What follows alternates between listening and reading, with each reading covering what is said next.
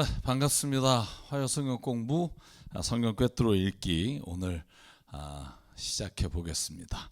오늘은 이제 느헤미야가 끝나고 에스더 말씀을 함께 나눌 텐데요. 여러분, 이 모든 시기가 다 비슷한 시기에 일어났습니다. 에스라, 느헤미야, 에스더.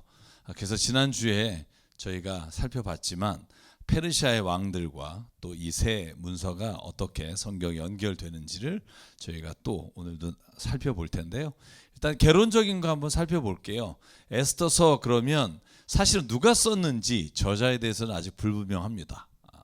모르드게와 에스더에 관한 이야기고 또 유다 민족에 관한 이야기지만 누가 썼는지에 관한 기록이 이 성경에 나오지 않기 때문에 저희가 알 수는 없지만 한 가지 추정할 수 있는 건 페르시아의 한 도시에 살았던, 그러니까 유대인이지만 예루살렘이나 이스라엘 땅이 아니라 페르시아 땅에 거주했던 한 사람이다. 특별히 아마 에스더서의 배경이 되고 있는 수산이라고 하는 그 성이 아마 살았던 사람이 아닐까 이렇게 추정할 수 있습니다. 그리고 연대는요, 여러분 BC 450년에서 460년 사이 아닥사스다 왕 때라고 저희가 추정하는 거죠. 여러분, 에스더가 어느 왕 때냐면 아하수에로 왕 때입니다.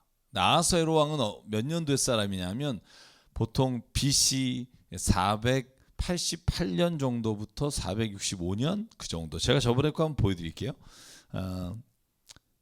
486년부터 465년 요 정도, 한 20년 정도 통치를 했던 사람이기 때문에 이 시대의 이야기지만 아마 기록은 아닥사스다 왕 때 기록되었을 것이다 라고 저희가 추정할 수 있고요.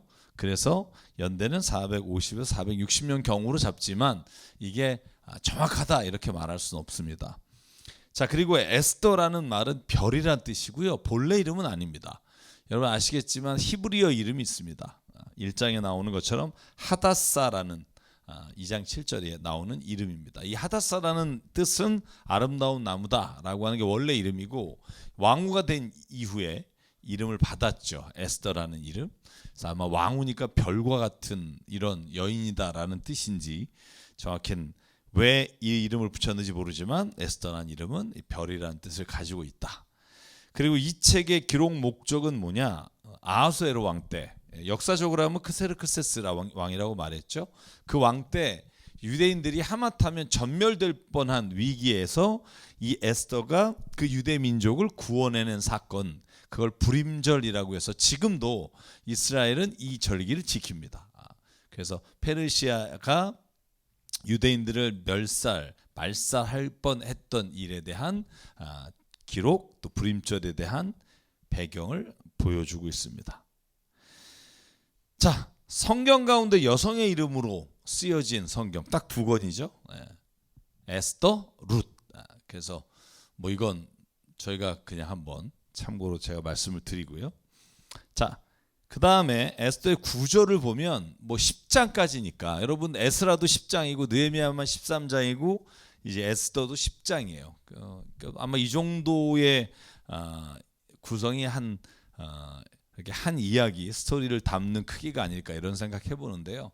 1장부터 4장까지가 왜 이 유대인들이 심각한 위협에 빠지게 됐는지, 하만이 누군지, 그 모르드게와 에스더가 누군지, 어떻게 왕후가 되었는지 그 이야기들이 전개가 되고요. 5장부터 10장까지 마지막까지는 어떻게 이 일이 역전이 돼서 이스라엘 백성이 다 장대에 찔려 혹은 죽게 될 상황에서 어떻게 하만이 그 장대 높이 올라가서 죽게 되었는지를 설명하는 게 이 에스더의 구조입니다. 뭐 어렵지 않죠? 네, 이게 두 개로 나눌 수 있고요. 그리고 에스더서는 하나님의 이름이 나오질 않아요. 하나님이란 이름, 야훼든 엘로힘이든. 그래서 이 에스더가 성경 안에 들어가는데 갑론을박이 있었어요. 하나님의 이름이 없는데 어떻게 들어갈 수 있겠느냐. 근데 제가 여기에 에스더 4장 13절 14절 이 모르드게가 이 사촌 동생이죠. 사촌 여동생 에스더에게 결단을 촉구하는 말을 들어보면 이건 그냥 사촌 오빠가 하는 얘기가 아니라 하나님의 말씀을 대언한다는 걸 저희가 분명히 알 수 있어요. 자, 한번 읽어볼까요? 오늘 아마 여기까지 나갈 수 있을 것 같은데, 왕후께서는 궁궐에 계시다고 하여 모든 유대 사람이 겪는 재난을 피할 수 있다고 생각하십니까? 이런 때에 왕후께서 입을 다무고 계시면 유다 사람들은 다른 곳이라도 도움을 얻어서 마침내 구원을 받고 살아날 것이지만 왕후와 왕후의 집안은 멸망할 것입니다. 왕후께서 이처럼 왕후의 자리에 오르신 것이 바로 이런 일 때문인지를 누가 압니까? 이렇게 모르드게가 한 말을 보면 이게 하나님이 말씀하셨다라는 그런 버전은 아니지만 이때 당신을 왜 그 왕후의 자리에 올려놨는지 아십니까? 라는 질문은 하나님이 에스더를 통해서 어떤 일을 계획하고 계시는지에 대한 그 모르드게가 이 에스더를 책망하면서 동시에 결단을 촉구하는 말이고, 이 말이 곧 저는 이 전체적으로 하나님이 이스라엘 백성 유다 민족을 어떻게 살리셨는지에 대한 이야기라는 걸 알 수 있습니다. 자, 그래서 에스더서는 이제 이 정도 서론을 하면 충분한 것 같아요. 이야기가 복잡하지 않습니다. 하나의 이야기로 구성되어 있기 때문에 역사서 중에는 비교적 굉장히 읽기 쉬운 이 사건에 대한 이야기입니다. 자, 그럼 1장을 한번 넘어가기 전에 요게 그럼 언제 일이냐? 제가 저번에 나눠드린 거 기억하시나요? 538년에 제일 처음에 스룹바벨과 함께 거의 5만 명의 사람들이 1차 포로 귀환했고, 2차 포로 귀환한 게 BC 457년. 그게 요 아닥사스다 왕이 돼서 얼마 되지 않았을 때인데, 요 때가 에스더 사건이 있었던 때고 불임절이라 하는 거. 불임이란 말이 히브리어입니다. 그 불임. 그래서 이 불임, 이 단어의 뜻이 뭐냐면 이 여러분 주사위로 쓰는 조약돌이라고 하는 의미를 가지고 있대요. 그래서 이게 어느 장면에서 나오는지 기억하시나요? 하만이 우리 이따 중간에 읽다 보면 요 유대인들 언제 죽일까 하고 날짜를 뽑을 때 이 주사위를 던져요. 부름을. 그래서 던져서 날짜를 정하게 돼요. 그래서 그 날짜 정하는 데 썼던 주사위, 조약돌, 그걸 불임이라고 한다. 그래서 부름, 그래서 불임절이란 이름이 붙었습니다. 자, 그건 나중에 한번 또 살펴보게 되고, 한번 요거만 볼까요? 여러분 수산성이에요. 그죠? 수산, 도성 수산 이렇게 나오는데 농수산물 이렇게 외우시면 죄송합니다. 농수산물. 그래서 느헤미야도 여러분 1장에 보면 어디에서 왕을 아려내요? 수산이에요. 그리고 지금 에스더도 어디에서 아려내요? 어디에서 이 사건이 일어나요? 도성 수산이에요. 수산이 어디냐? 여러분 이 바벨론 지역에서도 이제 끝쪽 오른쪽에 이 페르시아의 수도였죠. 그래서 봄과 가을에 왕은 여기에 있었고요. 나머지 계절에는 이제 다른 곳에 있었지만, 그래서 수산이라는 곳이 느헤미야와 에스더서가 시작되는 지역이다라는 걸 알 수 있고, 한 가지만 더 여쭤볼게요. 그러면 어느 것이 먼저 쓰인 걸까요? 연대기적으로 앞선 걸까요? 에스더서하고 느헤미야서 중에. 느헤미야는 언제 돌아오죠? BC 444년 성복제견 맨 마지막이에요.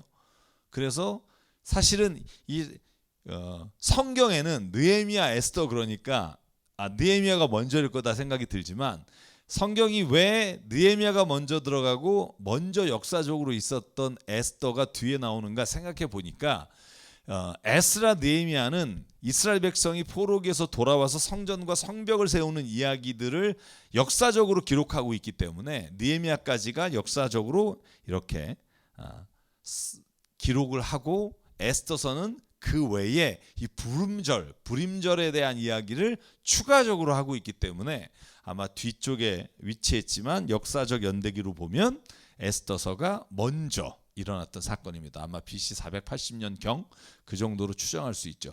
이따가 여러분 세계 역사를 보면 BC 480년이 가장 중요한 전쟁이 있었어요. 혹시 기억하시나요? BC 480년? 우리가 다 아는 전쟁. 490년부터 시작해요. 490년이 어떤 왕 때냐면, 여러분 그 다리오 1세, 다리오가 테리우스잖아요. 이 다리오 1세 때 490년에 첫 번째 전쟁이 일어나요. 그게 어디와 어디의 전쟁이냐면 페르시아하고 그리스 전쟁 중에 마라톤 전쟁. 그게 첫 번째, 이 페르시아가 거대 국가를 이루고 요 조그마한 나라 아테네하고 요거 금방 먹을 줄 알고 붙었는데 마라톤에서 지잖아요. 그래서 여러분 아테네 사람이 그냥 승전부를 알리려고 뛰어가는 게 40.19 마라톤이라고 한 거잖아요. 그 다음에 아빠가 죽은 다음에 그 다음에 왕이 아하수에로 쿠세르크세스 왕이고 BC 480년에 제가 이따가 좀 설명을 좀 드리겠습니다만 중요한 전쟁 두 개를 치르면서 이 쿠세르크세스 아하세로가 아주 그 망신을 당하는 전쟁이 있죠. 제가 이따가 그 전쟁을 설명드리고 왜 무려 180일 동안 잔치를 벌였는지 1장에 나오는 사건들하고 한번 연결시켜서 볼게요. 자, 그러면 1장 나가볼게요. 자, 잔치를 베풀어요. 제가 아까 말했지만 무려 180일을 잔치를. 여러분 어느 나라에서 180일을 잔치를 180일이면 1년의 반을 지금 먹고 노는 건데 여러분 이건 아마 우리가 좀 자세히 좀 봐야 될 필요가 있고요. 자, 봅시다. 얼마나 아하수에로 왕이 왕권이 컸냐 하면 이게 전성기 때잖아요. 다리오 1세 아하수에로 아닥사스다 때가 전성기인데 이때 127방백이라고 되어 있어요. 그러니까 127개의 지방으로 나누어진 곳을 다스린 게 아하수에로 왕이에요. 자, 이 페르시아 제국이 얼마나 어마어마하냐면요. 인도까지예요. 그러니까 우리가 중국하고 위에 소련을 제외하고는 러시아를 제외하고 모든 땅이 페르시아 땅이었다고요. 바벨론보다 훨씬 컸어요. 그래서 오늘 본문에 뭐라고 시작해요? 어디부터 어디까지? 자, 인도에서 이디오피아까지. 자, 인도에서 이디오피아까지예요. 이 모든 땅이 페르시아 제국이에요. 그런데 아테네한테 져요. 저 위에 있는 조그만 그죠? 저 마케도니아 저 나라한테 진단 말이에요. 참. 역사는 알 수 없다. 그죠? 엄청나게 큰 나라도 대제국도 이게 조그만 전쟁에서 지게 되고요. 어쨌든 이렇게 큰 거대한 제국을 이뤘는데 127방백. 여러분 어떤 사람은 127개가 아니고 뭐 몇 개다라고 얘기하지만 여러분 다니엘서를 보면 다니엘이 총리가 될 때 그 방백이 몇 개였죠?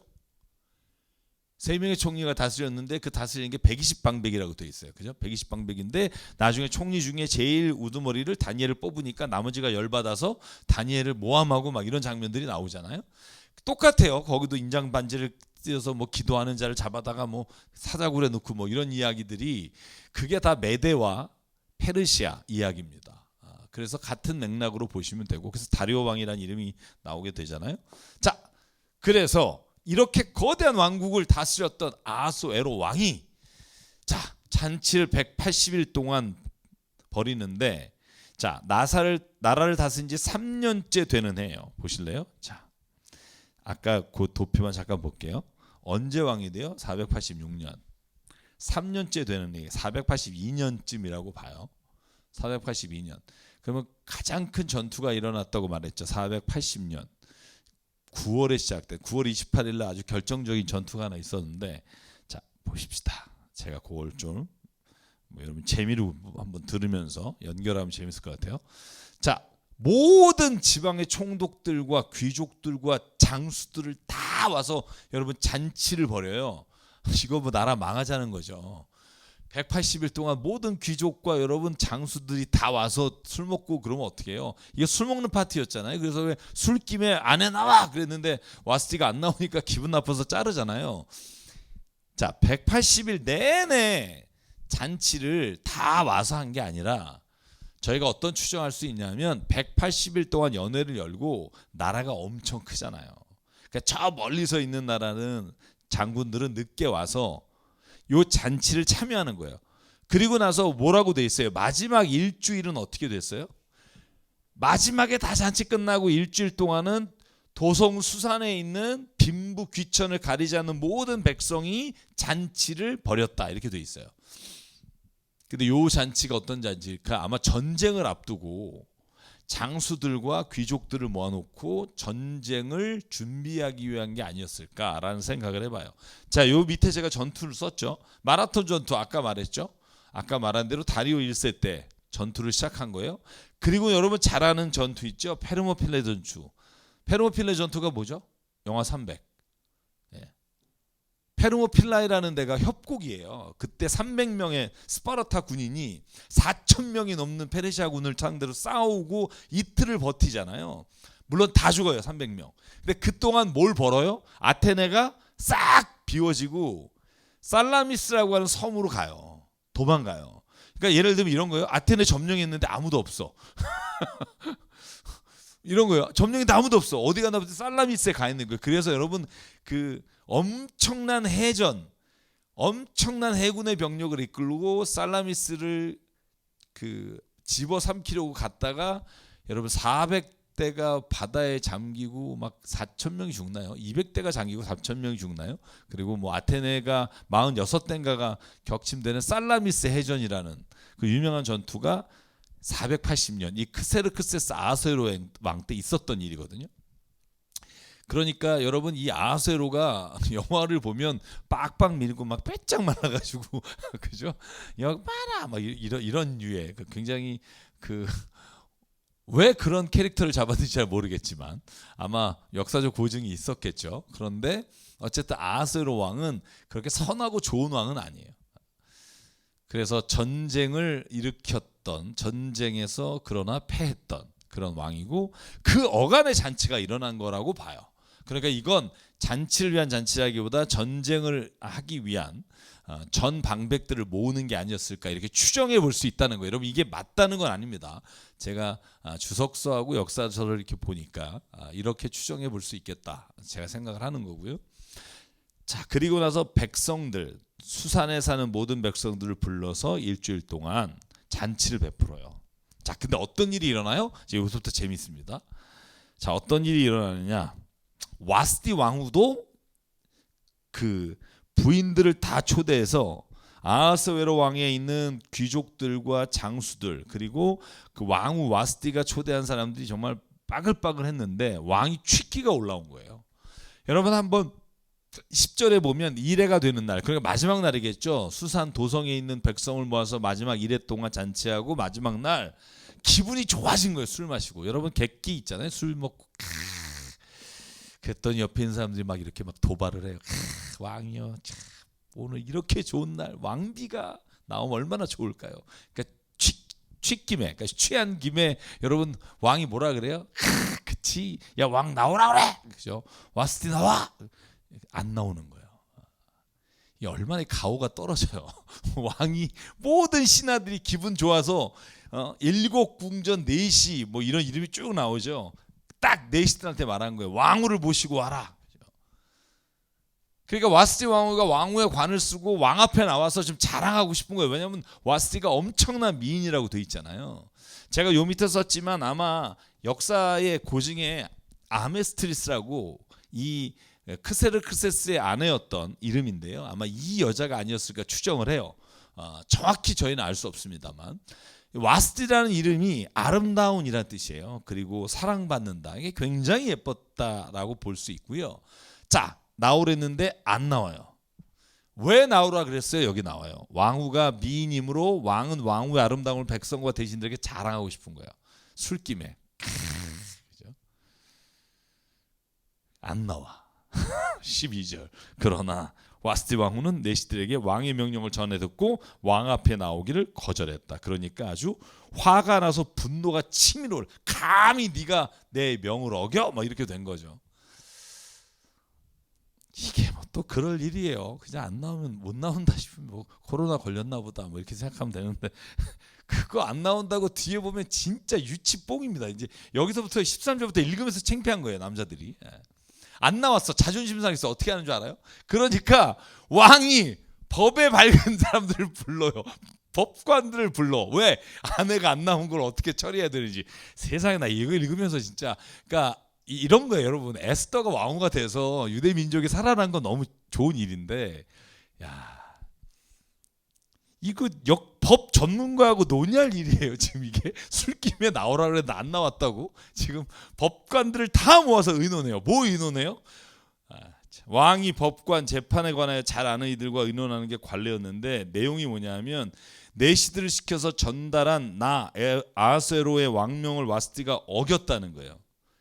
어떻게 법을 처리할까? 그죠? 참 이러니 전쟁에 지죠. 이러니 제가 볼 때 살라미스 해전에서 깨지고 이런 머리로 전투를 했으니 살라미스 전투가 굉장히 좁은 그 바다 중에도 4km, 2km니까 살라미스 해전이라는 책이 있어요. 두꺼운 해전. 그러니까 살라미스 해전이 여러분 이순신의 살수대첩과 맞먹는 훨씬 더 규모는 크죠. 그래서 해전사의 길이 남는 책이라 제가 살라미스 해전이라는 책을 읽어보니까 와 이거 너무 자세히 기록이 돼 있어요.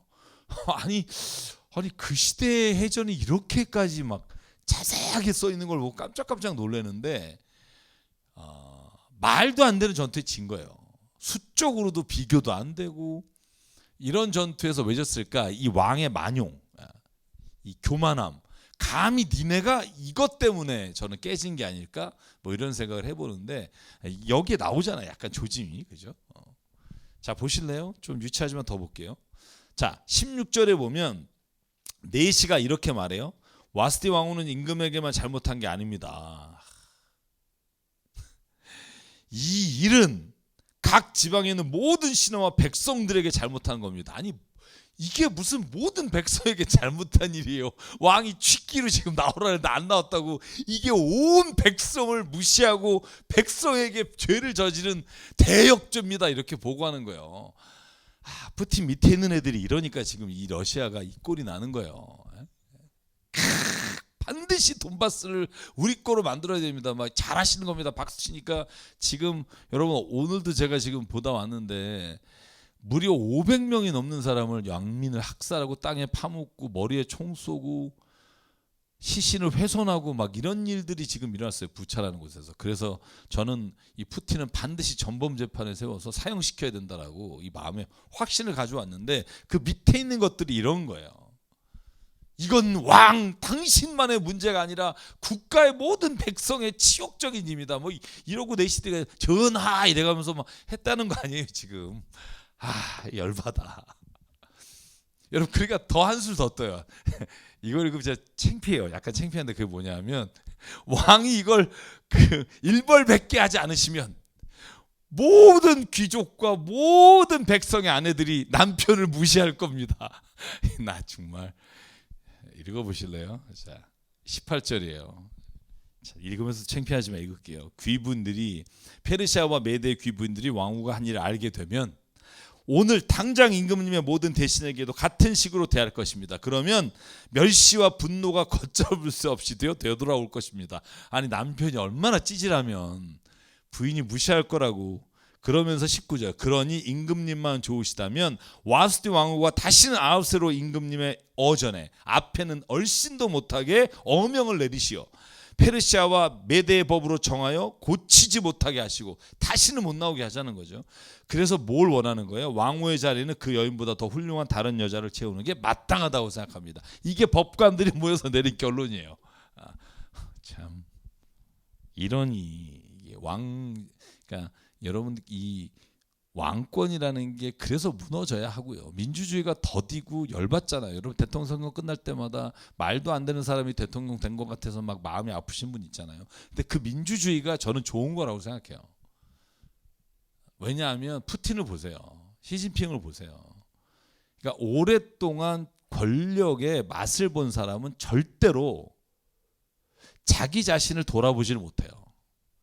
그래서 저는 민주주의가 더디고 때로는 열받기도 하고 때로는 이게 뭐지라고 우리가 최악을 피하기 위한 법이지만 결국은 얼마나 속 터져요. 근데도 그게 악을 막을 수 있는 길이 아닐까라는 생각을 해보는 게 이런 것 때문이에요. 자, 제가 이걸 정리를 할게요. 자, 왕과 대신들이 와스디 왕후가 왕 앞에 나오라 그랬는데 술김에 나오라 했는데 안 나오니까 이건 모든 신하와 백성에게 저지른 죄라고 단정을 쳐요. 그리고 왕후의 행동을 처벌하지 않으면 모든 남편이 업신여기게 될 거라는 결론을 내려요. 그래서 본보기로 임금의 얼굴 앞에는 앞으로 얼씬도 못하게 아주 법으로 박자는 거예요. 자, 저는 이걸 읽으면서 이 황당하고 이해하기 어려운 이야기가 예전에도 있었는데 오늘날에도 있다는 거죠. 뭐예요? 떠오르는 거 없으세요? 저는요 술 먹고 저지른 죄를 다 뭐라 그래요? 심신미약이라 그러잖아요. 저는 한편으로는 이해하는데 한편으로는 이것이 얼마나 악한 것들을 맡게 되는가 하는 걸 보게 돼요. 그래서 저는 이런 방식으로 생각하는 사고는 남자 중심의 사고가 있다라고 생각을 해요. 근데 요즘은 또 너무 또 이 반대되는 일들이 일어나서 사실은 이게 남자 여자의 문제가 아니라 남자든 여자든 어쨌든 자신이 자기의 욕구대로 되지 않았을 때 이런 황당한 일을 하는 것들을 막을 수 있는 게 법인데 법이 그걸 도와주잖아요. 법관이 그런 짓을 하면, 검사가 그런 짓을 하면 무죄 판결이 나오고 조그만 죄를 져도 몇 년 판결을 받고 막 이런 게 이 나라의 법이잖아요. 저는 이 나라의 법이 정말 한번 뒤집어져야 한다고 생각하는데 앞으로 향후 5년은 어렵겠죠. 법하시는 분이 대통령 되셨으니 또 검사하시는 분이 뭐 그걸 바꾸겠어요. 근데 저는 권력 있는 사람들을 보호하는 법은 이제 좀 사라지고 진짜 어렵고 힘든 분들에게 물론 다 옳고 그름에 따라 판단해야 되지만 억울한 일은 없게 하는 거, 그게 원래 하나님이 세우신 법의 근거예요. 세우신 이유고. 여러분께서 이사야서나 에레미야서나 아모스서나 읽어보면 다 뭐가 죄예요? 너희가 권력을 가지고 돈 없는 사람을 함부로 부리고 그리고 판결을 내릴 때 돈을 받아서 판결을 내리고 이런 것들을 하나님이 회개하지 않으면 이스라엘 망한다. 그래서 망한 거잖아요. 근데 지금도 그런 일들이 일어나는 거죠. 그래서 저는 꼭 법을 하시는 분이 있다면 좀 기억했으면 좋겠어요. 왜 법을 만들었을까? 힘 있는 사람은 법 없어도요 지킬 수 있어요. 자기 거. 없는 사람이 지키지 못하니까 법을 세운 건데 오히려 그 법이 돈 있거나 힘 있는 사람을 더 밀어주고 부유하게 하고 어렵고 힘든 사람을 더 짓밟는 데 쓴다면 저는 그 법은 진짜 하나님 안에서 믿는 사람들이 그렇게 따라가면 안 된다고 봐요. 꼭 기억해 주셨으면 감사하겠고요. 자, 그리고 나서 어떻게 돼요? 왕이 칙령을 내려요. 온 나라의 방방곡곡에 왕후를 구한다. 낮은 사람이고 높은 사람이고 할 거 없이 모든 여자는 자격이 있다. 근데 그 전에 뭐야? 뭘부터 해요? 칙령 내리기 전에 이거부터 건드리고 가요. 자기 남편에게 정중히 대할 것이다. 이게 제가 요 밑에 뭐라고 썼어요? 그래서 존경은 권위와 지위로 지키는 게 아니라 존경은 인격과 삶으로 세워져 가는 거다. 자꾸 이게 존경을 받으려고 권위와 위치와 자리를 만들려고 하니까 세상이 이렇게 되는 거예요. 존경받는 사람이 그 자리를 가야 되는데 그 자리에 차지하는 것으로 존경을 받으려고 하니까 남편이 존경받아야 될 이유가 뭐예요? 남편이니까 아니죠. 남편이 그 자리에서 정말 인격과 삶으로 가정을 이끌 만한 자격이 있으니까 존중을 받아야 되는 건데 아빠라는 이름으로 존중할 필요는 없는 거죠. 아빠가 정말 자녀를 착취하고 때리고 온 가족을 그렇게 한다면 그건 존중의 대상이 아니라 감옥에 가야죠. 그런데 이 법을 내렸다는 거죠. 그리고 나서 21절 왕과 대신들은 그의 말이 옳다 여기고 참 끼리끼리죠. 시행을 하고 왕은 조서를 꾸며서 남편이 자기 집을 주관하여야 하며 남편이 쓰는 말이 그 가정에서 쓰는 일상 언어가 돼야 한다고 선포까지 해요. 참 가정 조례문도 아니고 이게 뭔 짓이에요, 그죠? 그래서 저는 이건 vice versa예요. 그러니까 아버지가 그 자리 때문에 존경받는 게 아니듯이 또 아버지의 위치에서 최선을 다하는 그런 부모를 존경해야 되는 거고. 그러니까 이게 서로가 해나가야 될 일이라고 여기는데 이걸 법으로 한다는 게 참 안타까운 거죠. 안타까운 거고. 그것도 술김에 왕후한테 나오라 그랬는데 안 나왔다고 이런 법을 제정하는 이유가 정말 좀 이해가 안 가지만 그러나 우리가 신앙적인 안목에서 보면 이거로 인해 또 왕후 에스더가 이스라엘 백성을 구원하게 되고 제가 이따가 말씀드리겠으나 우리가 알지 못하는 역사적인 사건 내 삶에 일어났던 일들이 어떻게 하나님의 역사적인 일이 되는지를 한번 볼 수 있는 좋은 장면이라고 생각해요. 자 봅시다. 그래서 2장에 넘어가 보면 새로운 왕을 뽑게 돼요. 자, 분노를 가라앉히고 생각해 보니까 지가 잘못했거든요. 그러니까 오늘 2장에 이렇게 돼 있어요. 와스티 보고 싶다. 막 이런 얘기가 떠올라요. 갑자기 분노가 가라앉자 와스티 생각이 나요. 근데 어떻게 해놨어요? 신하들이 이럴까봐 아예 법으로 박아놨잖아요. 안 거죠. 신하들도 요때 지나면 요놈 보고 싶어진다. 그러니까 법으로 아예 안 돼. 조서를 내린 일까지 마음에 걸린 거예요. 이제 조서를 내렸으니까 이제 뒤로 못 가. 그죠? 어떻게 해요? 새로 구해야죠. 더 예쁜 여자를 구하자. 그래서 온 방백을 통해서 왕후를 모집합니다. 자, 3절 임금님께서 다시 각 지방의 관리를 임명하고 아리따고 젊은 처녀들을 뽑아 도성수산에 데려오게 하시고 후궁에 불러다가 궁녀를 돌보는 넷이 해계에게 맡기시고 그들의 몸을 갖고 화장품을 내리시고 왕의 마음에 들면 이제 그 여자를 뽑아라. 그러니까 왕은 신난 거죠. 진짜 이렇게 하면 예쁜 여자가 오겠구나. 뭐 이런 거 아니겠어요? 자, 이게 어떤 결과를 가져올까? 이제 궁금증을 가지고 좀 더 살펴볼게요. 그때 드디어 2장 5절에 보면 모르드게라는 사람의 이름이 처음 나와요. 에스더라는 사람의 이름도 처음 나와요. 모르드게가 누구냐? 여기 이렇게 설명하고 있어요. 자, 잘 보실래요? 베냐민 집하고 그의 증할아버지까지 나오는데 아버지는 야일이고 할아버지 시므이 증조부가 기스예요. 그런데 바벨론 왕 느부갓네살 때 예루살렘의 유다 왕 여고냐와 그의 백성을 포로로 끌고 왔을 때 왔다는 거예요. 여러분, 만약에 여기서의 그가, 제가 이 파란색으로 해놨잖아요. 그가 모르드게면 모르드게가 이때 127살 정도 돼요. 왜냐하면 여러분, 느부갓네살 때 유다 왕 여고냐가 온 게 언제예요?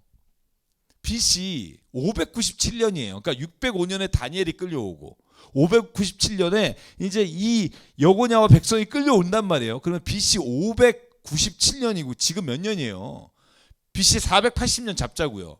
그러면 거의 지금 117년 전에. 그래서 이 인친대명상 그는 기스를 받는다고 보는 게 맞다라고 저도 동의해요.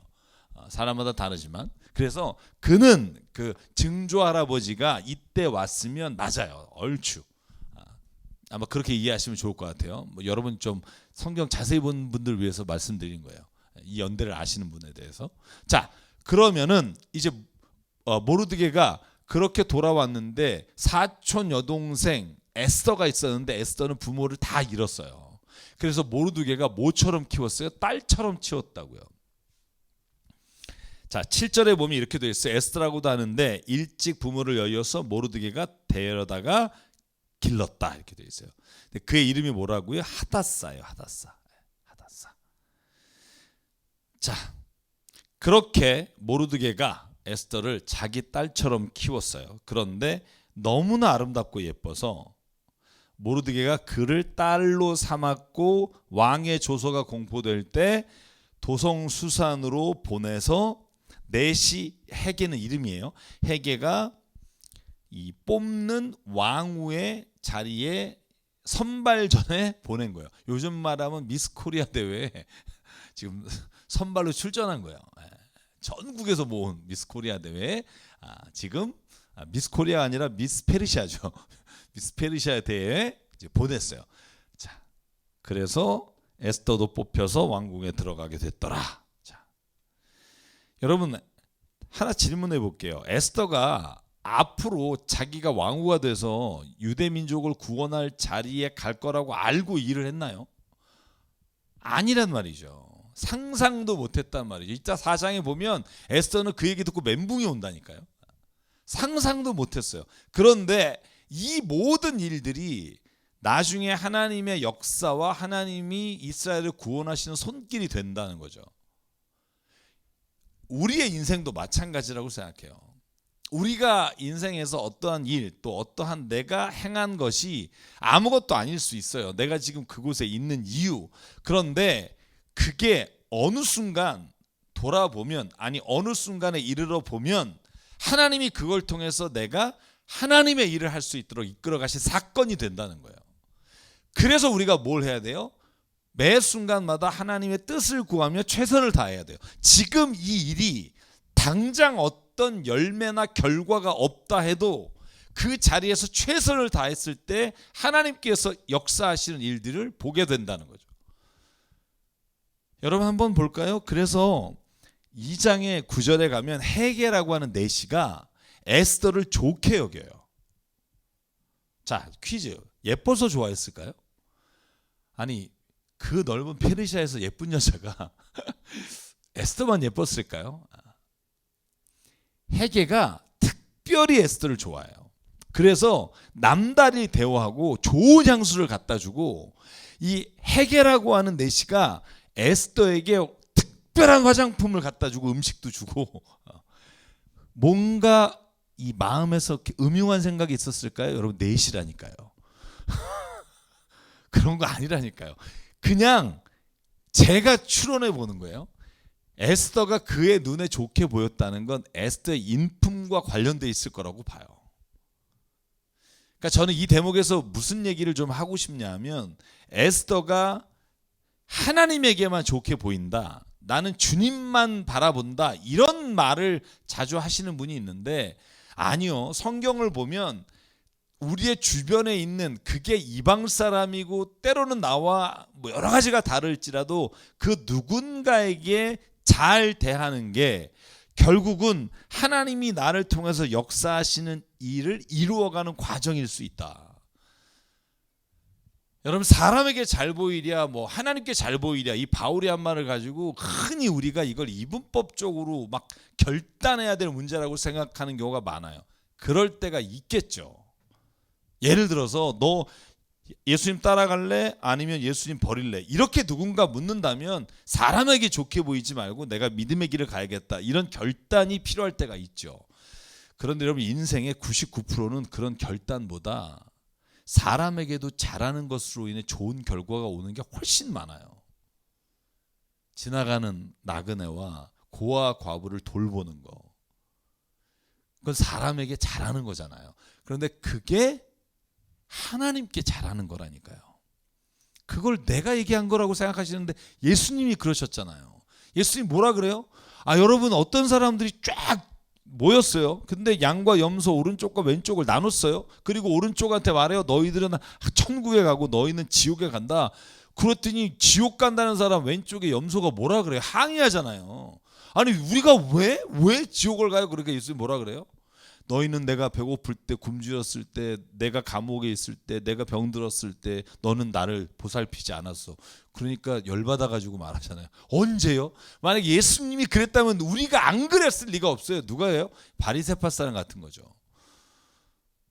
근데 예수께서 뭐라 그래요? 지극히 작은 자 하나에게 한 것이 나에게 한 거다. 그게 무슨 말이에요? 하나님을 위해서만 삽니다가 아니라 내 삶의 자리에서 지극히 작은 자, 아무것도 자기의 힘으로 할 수 없는 사람에게 행하는 게 곧 하나님에게 행하는 것과 같다는 말씀을 하는 거예요. 오늘 헤게에게, 이 내시 헤게에게 에스더가 정말 좋게 보여서 헤게 때문에 저는 오히려 어드밴테이지가 있지 않았을까. 에스더가 좋은 향수를, 옷을 입히고 좋은 걸 먹이고 남다로 대우하고, 그 대신 비밀이 하나 있었죠. 에스더는 자기의 민족에 관해서 모르드게가 말하지 마라, 불이익을 당할 수 있다, 그래서 말하지 않았어요. 왜? 이민 4세대잖아요. 증조 할아버지 때 왔잖아. 이민 4세대인데 굳이 뭐 말할 필요가 뭐가 있겠니? 여러분, 제한 보십시오. 유대인인데 중간에 어떤 여인하고 결혼했는지 모르잖아요. 그렇죠? 제가 말씀드리려고 하는 건 이 에스더의 족보에 대해서 굳이 네가 유대인의 피가 섞였다고 말하지 마라, 이렇게 얘기한 거 외에는 에스더가 숨긴 거 없이 잘 지내고 특별히 사랑을 받고, 모르드게는 안절부절 에스더가 잘 지내는지 후궁 근처를 왔다 갔다 하고, 그게 2장 중간까지고요. 자, 2장에서 그러면 어떻게 되냐? 드디어 모르드게 삼촌 아비하일의 딸, 곧 모르드게가 자기의 딸로 삼은 에스더가 왕에게 나갈 차례가 된 거예요. 자, 그랬더니 에스더가 왕 앞에 딱 나갔어요. 그리고 이제 왕하고 이제 같은 잠을 자야겠죠. 뭐 그런 게 아닐까. 자, 그랬더니 내시 헤게가 하라는 대로만 단장을 했을 뿐이고 다른 꾸미지 않았다. 내시 헤게가 얼마나 잘 알겠어요. 왕이 뭘 좋아하는지. 그죠? 그죠? 저는 그래서 맞는지 틀린지 모르겠으나 내 세계가 에스더가 왕후가 되는데 결정적 도움을 줬다. 저는 이런 생각을 혼자 해봐요. 결정적 도움을 줬다. 그러니까 절대로 내가 말한 거 꾸미지 마 이거죠. 내가 하라는 대로만 해. 그래서 어떻게 됐냐? 16절. 아하세로 왕의 침전으로 불려 들어갔어요. 그래서 아하세로가 다스린 지 7년째 되는 해에 들어갔는데 에스더를 다른 궁녀보다 더 사랑하게 되고, 그래서 에스더는 모든 다른 처녀를 제치고 왕후의 자리에 올라가게 돼요. 자, 그러면 한번 2장 더 볼까요? 자, 그렇게 에스더는 왕후가 됩니다. 그런데 여전히 자신이 유대인이라는 건 숨기고요. 20절에 보면 여기에서 굉장히 중요한 단서 하나가 있다고 봐요. 이렇게 기록하고 있어요. 에스더는 자기의 혈통과 민족에 관해서는 모르드게가 시킨 대로 입을 다물었고, 에스더는 모르드게가 스라에 있을 때에도 모르드게가 하는 말은 늘 그대로 지켰다. 그러니까 에스더가 4장에 왕이 지금 나를 부르지 않는데 내가 나가면 지금 30일 동안 안 불렀는데 나는 죽습니다. 사형입니다. 어떻게 내가 왕에게 나가겠습니까? 그럴 때 모르드게가 뭐라 그래요? 네가 안 나가? 그럼 너는, 하나님은 다른 사람을 통해 구원하시고 너의 집안은 다 멸망할 거야. 이렇게 말할 때 에스더가 순종한단 말이에요. 저는 그게 모르드게와 에스더 사이에 있었던 삶의 방식, 모습, 또 모르드게가 얼마나 에스더를 신뢰할 만한 사람으로 있었는지를 알 수 있는 거죠. 자, 근데 요때 모르드게가 왕후 궁정 왔다 갔다 하다가 들은 게 있어요. 몰래. 그러니까 일부러 듣는 게 아니라 그가 우연히 듣게 된 일이 있어요. 넷이 두 사람, 빅단과 테레스가 왕에게 원한을 품고 죽이려고 음모를 꾸몄다. 여러분, 장수 10,000명보다 넷이가 왕 죽이기 훨씬 편해요. 장수들은 못 들어와요. 넷이들은요, 거기에 어떤 역할을 하냐에 따라 다르지만 왕의 음식부터 시작해서 모든 걸 관장하기 때문에 죽이려고 마음 먹으면 가장 성공할 확률이 높은 게 넷이라고요. 자, 그걸 누가 들었어요? 모르드게가. 그래서 왕후에게 알려줬어요. 에스더에게. 그래서 왕후가 그 사건을 듣고 왕에게 말해서 음모가 밝혀지고 두 사람이 나무에 매달려 죽어요. 근데 이걸 이제 까마득하게 잊어버리게 되죠. 언제 기억이 나요? 왕후가 유대민족이 죽을 거다, 이렇게 하나님께서 우리 민족을 죽이시지 않아야 된다라고 왕에게 말했을 때 왕이 떠올란 거예요. 그때 나를 살렸던 사람이 있는데, 이제 이 일이 나중에 단서가 돼서 이스라엘이, 유대민족이 살아나게 되죠. 자, 이 장면에서 모르드게가 사실은 이것이 나중에 유대민족을 구할 일이라고 이해를 했겠을까요? 아니죠. 모르드게는요, 그냥 자기가 우연히 듣게 됐지만 왕을 죽이려고 하는 음모를 듣고, 그는 그냥 대가를 원하지도 않아요. 대가도 받지도 못했어요. 그냥 이게 옳은 일이라고 생각하고 한 거예요. 이게 나중에 뭔가 내가 이걸 통해서 막 얻을 게 있겠지, 이런 생각을 해본 적도 없어요. 그래서 저는요, 생각하는 게 있습니다. 선한 일은 언젠가는 자기에게 돌아온다고. 저는 이걸 믿어야 된다고 생각해요. 선한 일 혹은 내가 옳다고 여기는 일을 내가 할 수 있을 때 하는 거, 그게 오늘 말씀을 보면 자기가 그 일로 인해서 언젠가는 도움을 얻게 되고 선한 사람의 도움을 받게 되는 길이 될 거다, 이런 말씀을 드리면서 3장 넘어가 볼게요. 3장에 보면 그래서 모르드게가, 그도 아마 어느 정도의 직분은 있었던 것 같아요. 모르드게가 아주 낮은 뭐 그냥 평민은 아니었던 것 같은 게, 1절에 보면 아하스웨로 왕이 아각 사람 하만을 등용해서 벼슬을 줘요. 굉장히 유능한 장수였다고 나와 있습니다. 다른 대신보다 더 높은 자리를 줬단 말이에요. 그런데 대궐문에서 근무하는 신하들이 하만이 드나들 때면 모두 꿇어 엎드려 절했어요. 그런데 왕이 그렇게 하라고 했는데 모르드게는 무릎을 꿇지 않고 절을 하지 않았어요. 여러분 생각해 보십시오. 모든 사람이 하는데 안 해. 그러니까 다른 대신들이 뭐라 그랬냐면, 왕의 신하들이 모르드게를 나무라면서 어찌 왕의 명령을 지키지 않습니까? 모르드게를 타일러요. 제발 지나가면 그냥 한번 눈 딱 감고 무릎 꿇고 절합시다. 그런데 모르드게는 그 말을 듣지 않아요. 여러분, 그런데 이 장면을 목격한 하만이 이제 열을 받는 거죠. 질문이 있어요. 모르드게가 왜 절하지 않았을까요? 여러 가지 이유가 있겠죠. 왕도 아니고 왕에게 무슨 우상숭배라는 것도 아닌데 왜 절하지 않았을까? 사실은 잘 모르겠지만 저는 모르드게가 이 하만에게 절하는 것을 우상숭배라고 봤을 확률이 크다고 봐요. 왜냐하면 어느 나라의 대신에게 절을 해요. 아니, 왕에게도 아니고 왕이 뽑은 사람에게 절을 하라? 이게 지나갈 때 이런 일이 흔하지가 않거든요. 관직에 제가 올라가 본 적이 없어서 그런지 몰라도 이 모르드게가 그래서 절을 하지 않았다는 이유만으로 저는 하만 입장에서 기분이 나쁠 수 있다고 봐요. 근데 문제가 뭐냐 하면 모르드게가 절하지 않았어요. 그러면 하만이 모르드게에게 만약에 어떠한 대가를 치르게 하거나 어떠한 일을 행했다. 뭐 저는 메이크 센스 해요. 뭐 윗사람인데 뭐 이 당시에니까 지금이야 그게 통용이 안 되지만 감히 절을 안 해? 여러분, 그런데요. 이 하만이 하는 짓을 볼래요? 자, 모르드게가 지금 절하지 않았단 말이에요. 기분이 나빠.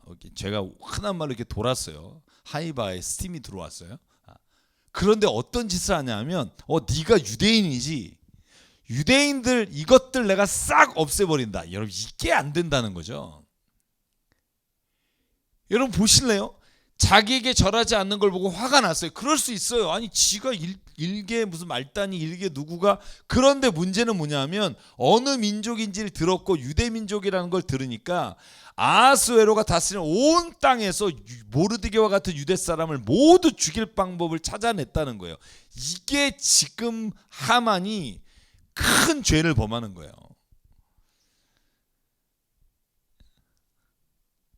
저는 제가 예전에 말씀드린 거 기억하시나요? 눈에는 눈, 이에는 이가 굉장히 하나님께서 인간을 절제하게 만드는 법이라니까요.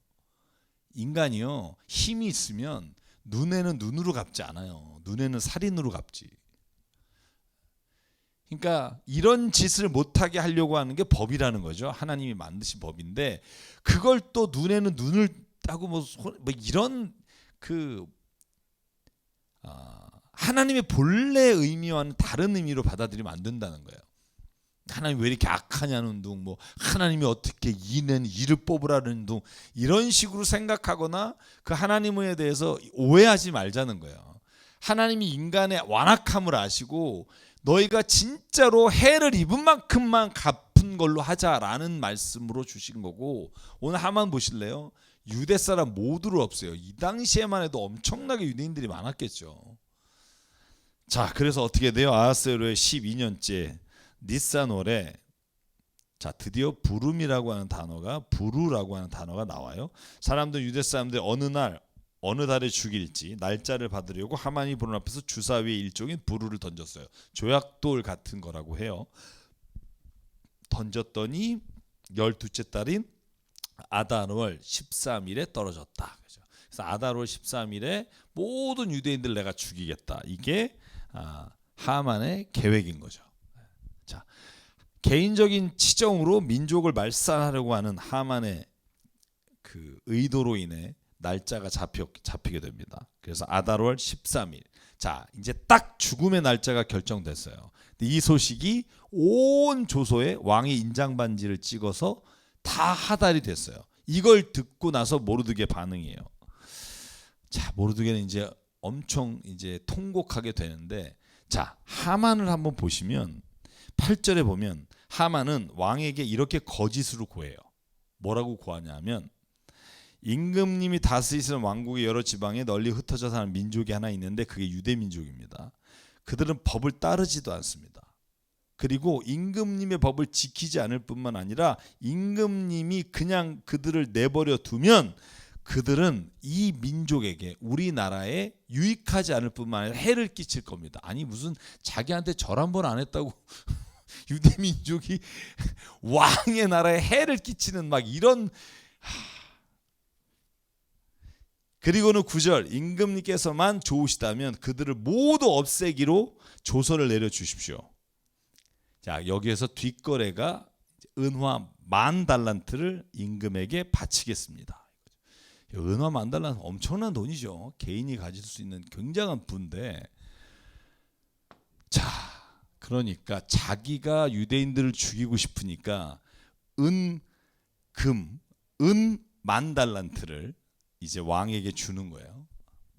그러니까 제가 돈으로 왕을 매수하는 거죠. 왕은 사실 뭐 왕후가 유대인인지도 모르고, 그리고 왕은 지금 이렇게 말로만 들어서는 와 굉장한 반역 집단이다 이런 생각을 할 거 아니에요. 그러니까 인장반지에 도장을 찍어서 온 방백에 내려 보내게 됩니다. 11절 왕이 말해요. 경이 좋을 대로 하시오. 자, 그래서 이제 뒷거래가 이루어지고 돈 은 10,000달란트를 내고 성사가 되고, 자, 첫째 달 13일에 왕의 서기관들이 소집됐어요. 그들은 하만이 불러주는 대로 다 적어서, 그래서 모든 지방마다 왕의 인장반지가 찍힌 도장이 찍힌 문서를 내려요. 자, 12번째 달인 아달월 13일 하루 동안에 유대인 사람은 남녀노소 할 것 같이 모두 죽여라, 전멸시켜라, 그리고 재산을 다 뺏어라. 이게 모든 페르시아 땅에 보낸 조서라는 거죠. 야, 한번 이게 일파만파란 단어, 일파만파. 그러니까 모르드게가 절을 안 한 게 모든 유대인들을 도살하고 재산을 빼앗는 일로 나타나요. 얼마나 한 인간의 죄, 자기가 죽이고 싶은 그 나쁜 생각을 합리화하고 사람을 죽일 수 있는지. 그래서 저는 제일 무서운 사람이 법대로 하는 사람이라고 그랬잖아요. 법대로 하는 게 굉장히 옳은 사람 같지만 저는 가장 천박한 게 법대로 하는 거라고 생각해요. 왜 그럴까요? 가족끼리 법대로 하는 사람 이거 진짜 못 살아요, 여러분. 숨 막혀서. 만약에 여러분 지금 오늘부터 우리 가족은 법대로 산다, 여러분 한번 해보실래요? 그 살벌함이라는 게 여러분, 만약에 내가 딸을 이렇게 야 힘내 하고 엉덩이 쳤는데 성추행 뭐 이런, 여러분 제가 웃지는 게 아니라 이 법대로 만약에 산다면요, 와 못 산다니까요. 이 법을 뛰어넘는 은혜와 사랑이 가족을 살리는 거예요. 여러분, 이런 방식으로 우리가 법대로란 말을 너무나 함부로 남발하는 경우가 있어요. 교회 안에서도 법대로 하자. 아니 법대로 하지 말라고 예수께서 십자가에 죽으셨잖아요. 은혜로 살라고. 근데 법대로 하자. 여러분, 그것처럼 천박한 생각은 없어요.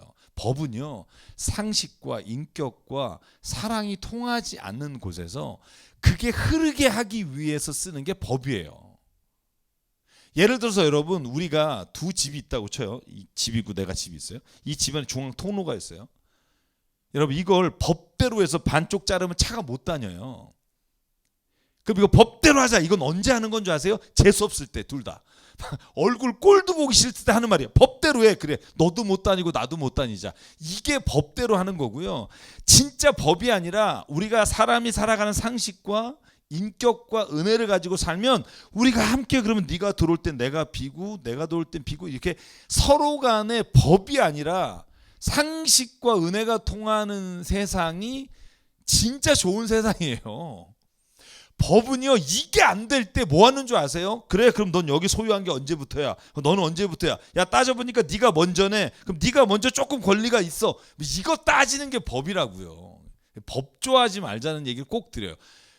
상식과 은혜가 사랑이 통하지 않는 곳. 그래서 율법, 하나님이 율법을 가지고 우리를 심판하시고, 이러려고 하나님이 우리를 만들었다고요? 천만의 말씀. 그렇게 재미없게 우리랑 관계 맺으시려고 하나님 우리를 일부러 창조했겠냐고요. 너 이 선 넘으면 죽어? 이거 하려고 무슨 게임도 아니고. 사랑으로 창조하셨는데 그 사랑이 통하지 않는 인간이 하나님의 그 사랑 안에 거하지 못하니까 법이란 걸 준 거예요. 너 그럼 진짜 죽는다. 너 진짜 그렇게 하면 안 돼 라고 말했음에도 불구하고 끊임없이 죄를 짓는 그 인간을 대신해서 죽기까지 하는 거, 끝까지 법이 아니라 사랑으로 우리 인간과의 관계를 이끌어 가시는 게 하나님이시라고요. 제발 여러분 그 법대로란 말 좀 많이 안 썼으면 좋겠어요. 은혜로 하십시오.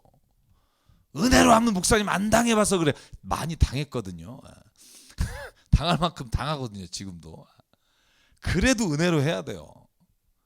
왜냐하면 그게 하나님의 법으로 사는 거니까. 꼭 부탁드립니다. 그래서 어떻게 돼요?